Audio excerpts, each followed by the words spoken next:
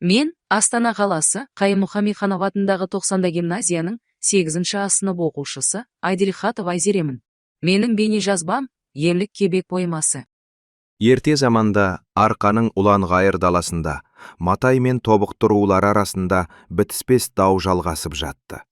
Ел ішінде жаулық пен барымта тыйылмай, қанды қақтығыстар жиілеген шақ еді. Осындай аласабыран заманда тағдыр қосуға тиісті екі жас дүниеге келді. Матай елінде сұлу да көрікті, ақылына көрксай қыз еңлік бой жетті. Оның әкесі Есен дәулетті, ел ішінде беделді адам болатын. Ал Тобықты ішінде батырлығымен танылған Кебек атты жігіт бар еді. Ол кедейдің баласы. Тұрмысы төмен болса да, жүректілігімен елге сыйлы еді. Жастардың жолы бір жиында тиісті. Сол сәттен бастап, екеуінің жүректерінде алаулаған сезім пайда болды. Бір күні Кебек еңбекке кездесе келе толқып өз сезімін білдірді. Бірақ еңлік оған әкесінің және ағайынды руластарының қарсы екенін айтты. Кебек ойланып қалды да, еңлікке шынайы сезімдерге ешкімнің бөгет бола алмайтынын түсіндіреді. Осылайша, екі жас махаббатқа адал болып, рулардың қарсы болғанын біліп, Шыңғыстау етегіне қашып кетуге шешім қабылдайды. Арада біраз уақыт өткен соң, екі жас сәбилі болады. Сүйкімді де, шырайлы сәбиге тамсанып, уақытты бірге кешіп жатты. Жастардың қашып кеткенін естігенде Матай елі дүрлікті. Еңліктің әкесі Есен ашуға булығып, өзінің ренішін білдірді.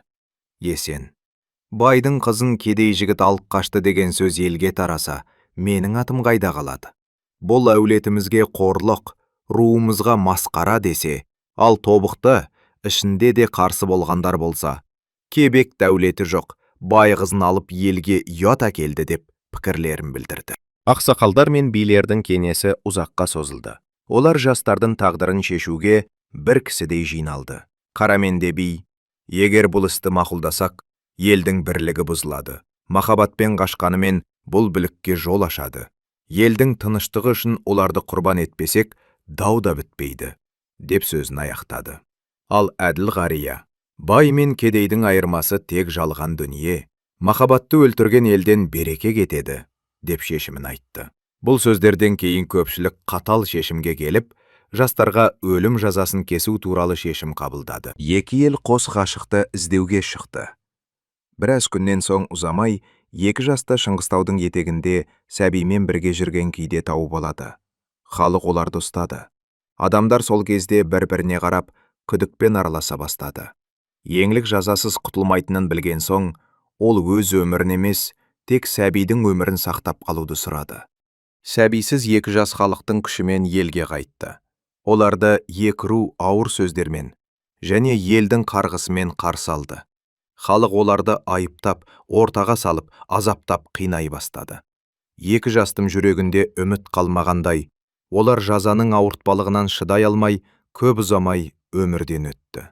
Олардың көздерінде қайғы мен өксік, ал жүректерінде тек бір-біріне деген махаббат қана қыз шалған еді. Ал таудың етегінде қалған қос ғашықтың сәбиі туралы әртүрлі әңгімелер шықты. Бірі оны тапқандарын айтса, енді бірі алып кеткен сөз етті. Бұл қайғылы оқиға халық жүрегінде өшпес аңыз болып қалды. Еңлік пен Кебек кеңсіз махаббаттың құрбандары. Ел салты мен жүрек қалауының қақтығысының символы. Ал Шыңғыстаудағы олардың мәңгілік мекені бүгінге дейін махаббаттың киелі куәсі болып тұр. Уақыт бөліп тамашалағандарыңызға рахмет. Осылайша оқиға аяқталды.